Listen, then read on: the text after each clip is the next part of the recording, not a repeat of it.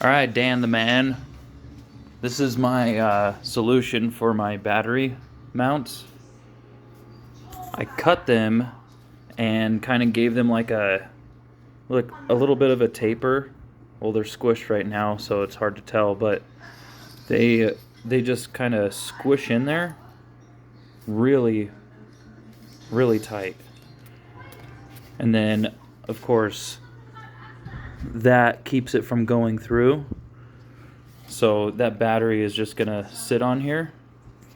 And this is the spare battery. It's not my main battery, but it's gonna be almost 3 times the size of this battery, right? It's gonna come up and go like right here, all the way around. So it's a lot bigger, but the idea is kind of the same. I'm just gonna get like on the top here, it'll be like a bracket kind of like this, and then a piece of all thread coming through, the side, sandwiched to either a piece of the all thread that's holding this battery, because this battery will be right here, right? So I'm just going to try to make a big sandwich and then hold it all together like that or something, right? So it'll all be squished. So I was actually thinking I can probably cut out more of these foam pads are really squishy. Like that's what my kickstand stands on. That's when my motor fell on it.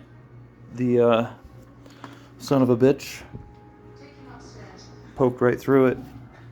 But they're very squishy, and they're very like form.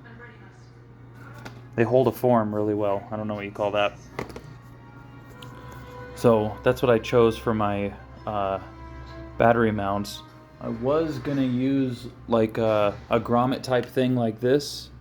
They're really soft rubber, and then have them something like that, but I didn't want to put a bunch of holes in it. I did get some, I think it's dual ball bearing or triple ball bearing, freaking awesome pedals. They're so light. Unbelievable how cheap some of this bicycle stuff is nowadays. Due to China, of course. This is my rotor I just got on, and I was so surprised. If you look, you can see they're actually bowed out. So I was like, man, I forgot to get spacers, special little spacers and shims so that you can move this rotor out where it needs to be, right? Well, this company doesn't use spacers, and they just rely on the bow of that clearly. And I already test fitted it. Holy crap, it fits so perfectly.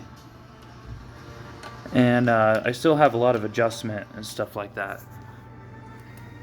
These brackets are really trick. They adjust out in everywhere. So I can run a 160, 180, 200. These are 205s. And if I really want to, I can get those 220, the huge ones, like for dirt bikes and stuff. I think they're 220s. See, this is the adapter from these brackets aren't from the brake company. It's not focusing. Maybe it's got some poop on the lens. These brackets are not from the brake company. These brackets are from the fork company, and they nailed it. Like, these things fit perfectly. This is the adapter from the brake company, assuming that I would need them to be spaced out.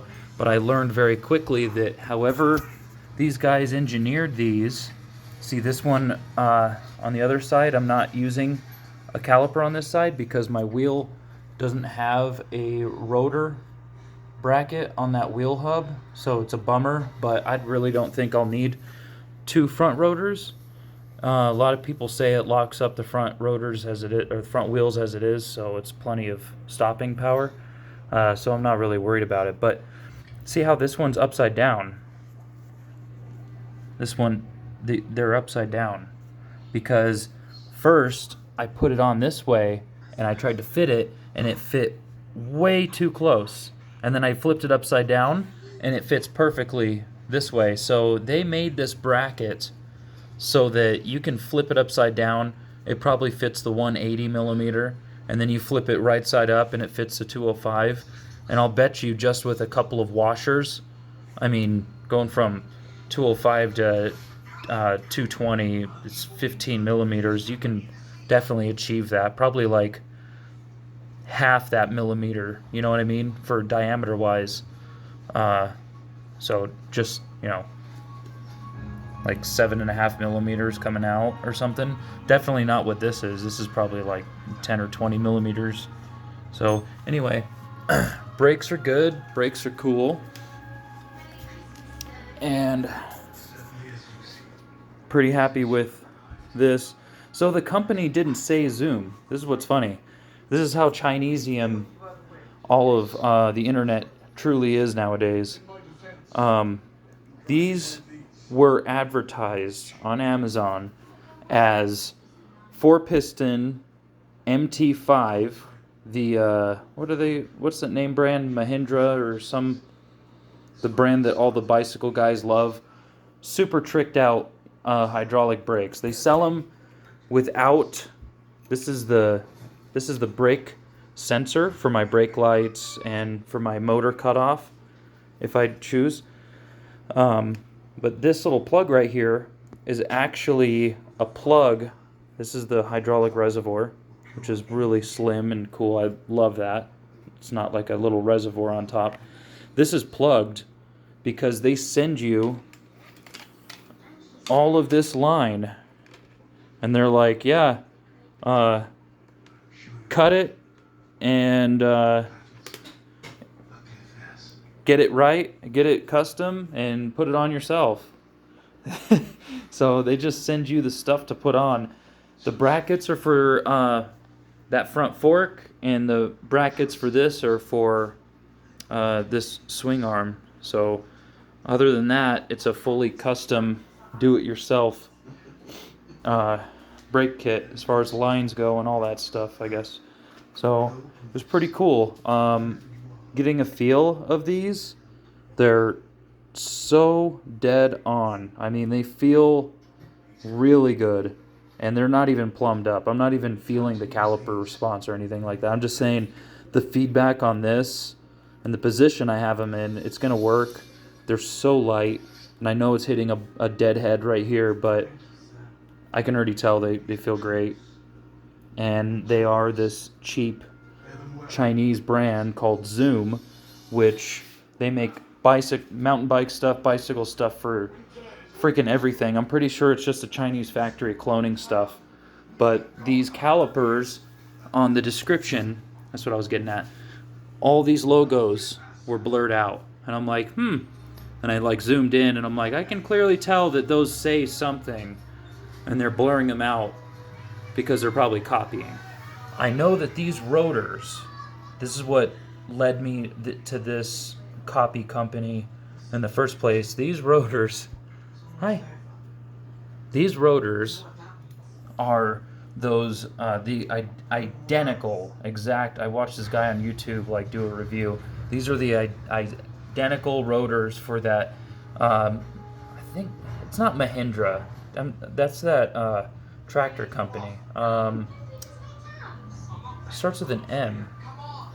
Everybody talks about him, and I don't know.